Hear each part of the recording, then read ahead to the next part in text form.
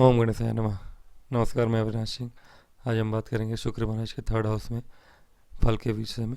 तीसरे घर में हम बैठ कर शुक्र महाराज हमें कैसा फल देते हैं इसके विषय में चर्चा करेंगे।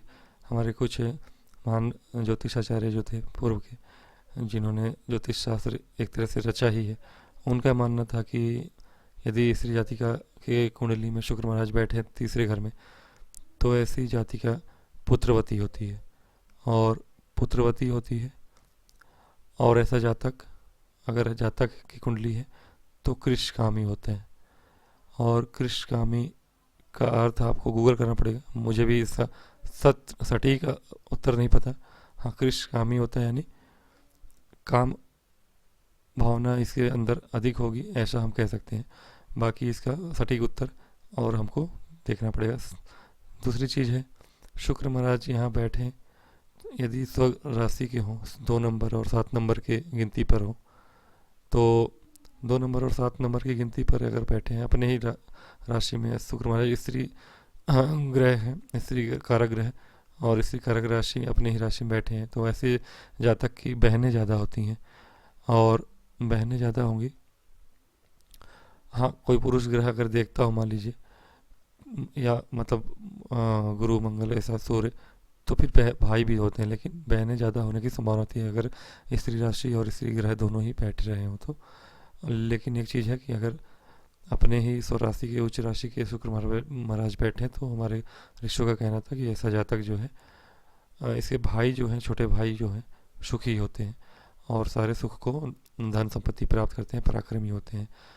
और कुछ हमारे जो ऋषि थे उनका कहना था कि जस्ट विपरीत, जैसा कि सौम्य ग्रह हैं शुक्र, सौम्य ग्रह का थर्ड हाउस में उतना अच्छा नहीं माना जाता उनको। क्रूर ग्रह होते और पापी ग्रह होते तो बात अलग थी, उसकी बहुत बखान की है इन्होंने, हमारे ऋषियों ने। लेकिन शुक्र ग्रह चूँकि सौम्य ग्रह है, इसलिए यहाँ पे उनको उतना अच्छा नहीं कहा है। उनको जस्ट अपोजिट कहा है कि ऐसा जातक जो है सुखी नहीं होता, कृपण होता है, धनहीन होता है। तो कृपण का अर्थ वही अनादर, अपमानित होता है, धन मतलब कम धनी होने के कारण।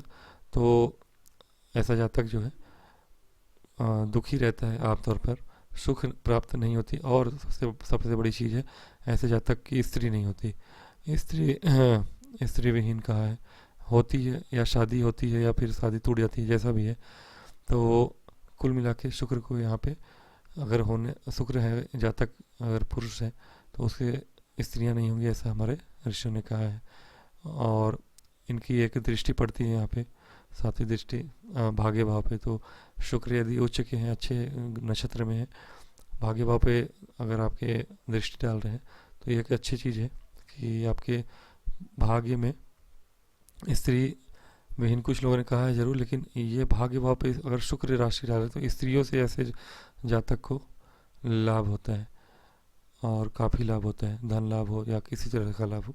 ऐसे जातक के भाग्य में स्त्रियां या कन्याएं बहुत ही महत्वपूर्ण होती हैं जीवन में, बहन हो किसी भी रूप में हो, तो स्त्रियां ऐसे जातक के लिए भाग्यशाली होती हैं। ऐसे जातक को हो सकता है, हमारे ऋषियों ने कहा कि स्त्री विहीन होता हो, लेकिन ऐसा जातक भाग्य, स्त्रियों से ही भाग्य, अगर रेस्टोरेंट खोलता है और पराक्रम इसका शुक्र वाला हो, यानी कि रेस्टोरेंट खोले या फिर सौंदर्य प्रसाधन का काम करता हो या फिर कहीं भी हो, तो जहाँ भी शुक्र से संबंधित काम है हमारे, वैसे जगहों पे अगर स्त्री से ही अगर संबंधित हो ये व्यक्ति, तो और स्त्री को मान दे, सम्मान दे, तो ऐसा जातक स्त्री से लाभ कमाता है और इससे काफ़ी लाभ भी होता है। और ऐसा हमारे ऋषियों का कहना है कि शुक्र अगर थर्ड हाउस में हो आपके, तो ऐसे जातकों की मृत्यु जो है वीर्यहीनता या मधुमेह, प्रमेह रोग या मधुमेह रोग, प्रमेह और मधुमेह, ये दोनों चीज़ें होती हैं।